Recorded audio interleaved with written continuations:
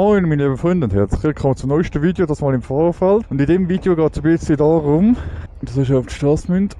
Genau, in diesem Video geht es ein bisschen darum, verschiedene TÜV-Kategorien, was gibt es für TÜV für verschiedene Prüfungsstufen. Und zwar gibt es ab 15, ab 16 und dann ab 18 und die es eigentlich einmal gegeben hat, ab 20, 22 unbeschränkte, die ich gemacht habe, die gibt es ja nicht mehr. Beziehungsweise kann man die noch machen, wenn man TÜV-Polizist ist, wenn man TÜV-Händler ist und so, dann kann mit Einschränkungen kann man die noch machen, aber so normalerweise kann man die nicht mehr machen. Und genau, um das geht es gerade ein bisschen in diesem Video. Und zwar ab 15 kannst du maximal 50 Kubik TÜV fahren mit maximal 4 Kilowatt. Und die sind dann auf 45 km/h drosselt oder die schaffen gar nicht mehr, wie auch immer, oder? Genau. Das sind die, die ja viel hören. Genau. Das sind auch die TÜV, die ihr viel hören, die dann so laut sind. Man denkt, als Kind habe ich immer gedacht, boah, die sind so krasse TÜV, wie die so laut sind. Und mein TÜV mit 750er ist schliesslicher als die 50 Kubik. Aber das ist halt zum Beispiel Beta RR50 Motard, Entschuldigung. Genau, das ist zum Beispiel eine sehr beliebte 50 Kubik Maschine, das ist so Motocross, Supersport, nicht Supersportler, Supermoto ähnlich, so in dem Stil. Das ist das für 15-Jährige. Also ja, gut, 15-Jährige ist vielleicht noch ein bisschen so. Ich weiss jetzt nicht, ob man da auch schon nothelfen, dass man als Bus und ob man da eine richtige Prüfung braucht, wie bei der 125er, das weiss ich jetzt nicht. Fahr mal. Das weiss ich jetzt nicht. Aber kann gut sein. Wir fahren jetzt gerade aus, dass wir ein bisschen mehr im Trockenen fahren. Genau. Dann gibt es 16 ab 16. 125er ab 16, Maximum. Wird da nicht. Maximum 125 Kubik, Maximum 15 PS, 11 Kilowatt. Da ist, Moment, ich muss jetzt schnell schauen, dass ich jetzt irgendwie Gas gebe. Nicht, dass ich die Leute so verrückt mache. Moment.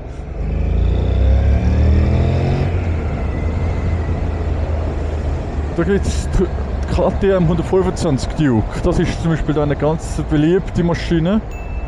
Da gibt es 125, da gibt es 400, da gibt es 700, da gibt es eigentlich auch alles Mögliche.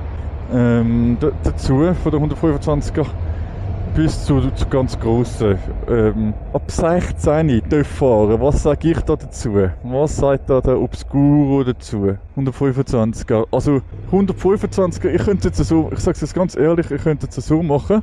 Würde ich euch empfehlen, ich mache zwar die 125er Prüfung, also ich mache sozusagen Theorieprüfung fürs Auto. Weil das ist eigentlich egal, für was ihr meldet, aber lasst euch einfach am gescheitsten gerade fürs Auto anmelden. Theorieprüfung fürs Auto. Und dann, wenn ihr Theorieprüfung fürs Auto habt, wenn ihr das bestanden habt, und dann könnt ihr eigentlich Autofahrstunden nehmen, beziehungsweise ihr habt einfach Basistheorie, ihr könnt noch keine Autofahrstunden nehmen, ihr habt einfach Basistheorie für das Auto. Basistheorieprüfung, und die ist auch noch länger haltbar, also mindestens bis 18 sind auf jeden Fall. Und dann könnt ihr einen Lehrfahrausweis beantragen für den Roller. Und wenn ihr dafür einfach 125er, und dann, wenn ihr bis 18 sind, müsst ihr ja mit Kurs und alles, hättet ihr schlussendlich, glaube fast 2 Jahre Zeit, also hättet ihr 2 Jahre Zeit, um es zu machen. Und ich würde euch einfach sagen, schlussendlich macht nicht die TÜV-Prüfung selber, sondern schaut, dass ihr das über die Autoprüfung macht. Oder ihr sagt komplett, schießt komplett drauf, die 125er macht zuerst das Auto, wollt aber trotzdem noch 125er fahren, dann könnt ihr, nachdem ihr die Autoprüfung gemacht habt, noch den Lehrfahrausweis beantragen, beziehungsweise Lehrfahrausweis beantragen und dann Kurs absolvieren, und dann haben wir das auch gemacht. Rutschig auf diesen Eisen-Dingen oder auf diesen Schienen. Also versteht ihr, also nochmal kurz zum Sagen. Lehrfahrausweis beantragen für 125er, ist nicht kalt. Für 125er. Also zuerst die Prüfung machen, 125er beantragen, dann könnt ihr von mir aus auch schon fahren. Und dann schauen, wenn ihr dann jemand dann... Ja, es gibt ja viele Leute, die Rollerprüfung machen, die Rollerprüfung machen, aber sie machen sie nie, sie fahren nur mit dem L. Das könnt ihr genau das Gleiche mit dem TÜV auch machen.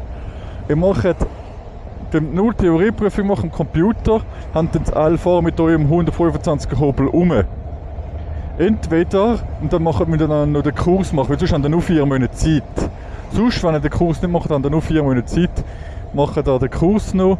Schon haben wir schlussendlich, glaube ich, fast 2 Jahre das L. Genau, was soll ich sagen?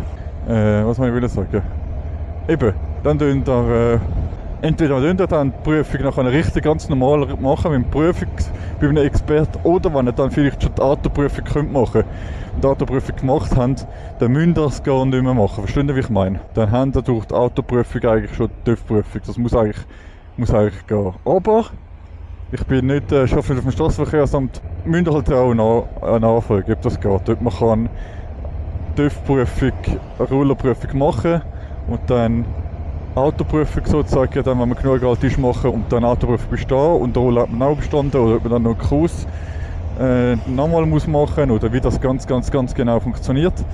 Aber ich denke, ich schaffe das schon. Genau, dann ist eben das Größte noch eine A beschränkt ab 18. Prüfung A beschränkt ab 18. Maximum 48 PS, Maximum 35 Kilowatt. Da wäre zum Beispiel Kawasaki Z400 ganz geil. Und jetzt ist meine kommt zum Zug, meine Meinung.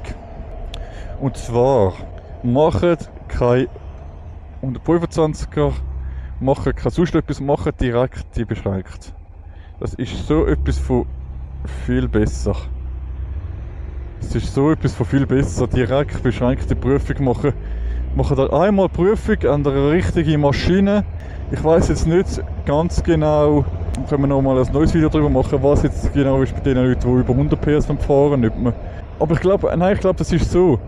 Nochmal nachlesen, aber ich glaube, das ist so, du kannst nach 2 Jahren dann die Grossprüfung noch machen, 2 Jahre unfallfrei. Und dann musst du nochmal eine Prüfung machen für den Gross und dann kannst du auch den Gross fahren. Genau so ist es. Entschuldigung für die ganzen komischen Sätze, die ich mir bilde. Es war eben früher so gewesen.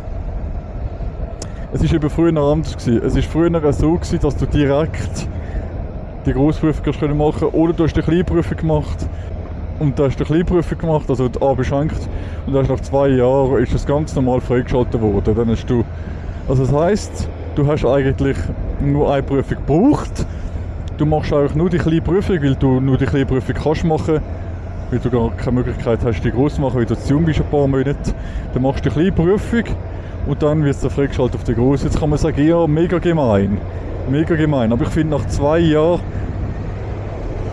hast du genug Fahrerpraxis, dass man auch die gross kann fahren. Verstehen Sie, was ich meine? Hat man auch genug Erfahrung, dass man auch die gross fahren kann. Und es ist die A-beschränkte Prüfung ist ganz genau gleich wie nicht beschränkt. Das ist ganz genau, nur dass du einen anderen TÜV hast. Aber der Inhalt ist ganz genau gleich. Und ich würde sagen, wäre es das gewesen. Ich glaube, ich habe euch das relativ ausführlich das Ganze erklärt. Und dann würde ich sagen, wäre es das gewesen. Bis zum nächsten Mal. Euer Obscuro 94. Ciao miteinander.